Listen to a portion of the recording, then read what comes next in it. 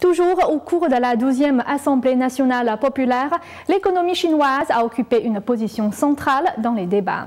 Et les experts de la question ne peuvent que constater que le modèle économique chinois reposant sur les exportations n'est plus fiable. De nouveaux facteurs de croissance doivent donc être recherchés, comme l'encouragement de la consommation intérieure. Lors des 2 sessions parlementaires, tout le monde s'interroge sur les intentions des dirigeants chinois concernant l'économie du pays. Ces 2 sessions rassemblent la 12e Assemblée nationale populaire et la 12e conférence consultative politique du peuple chinois. La rapide croissance économique chinoise a été alimentée par des emprunts, par des investissements dans les infrastructures et par l'exportation. Aujourd'hui, de nouveaux facteurs de croissance permanents sont recherchés.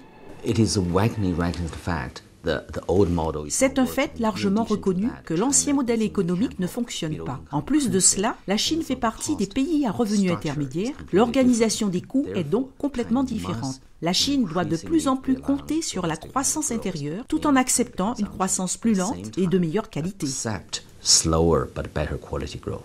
Si les dirigeants chinois veulent encourager la consommation intérieure, ils devront franchir des obstacles comme persuader la population de dépenser leur argent alors que les prix augmentent.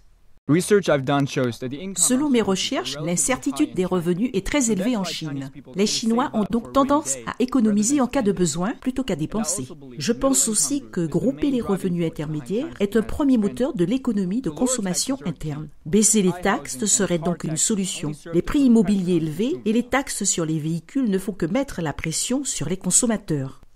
Depuis la fin des années 1980, le régime chinois compte sur le développement économique pour justifier sa mainmise sur le pouvoir. Après les 2 sessions parlementaires, les nouveaux dirigeants chinois devront se confronter au statut instable du pays considéré comme l'usine du monde et menacé par bulle immobilière et une dette persistante.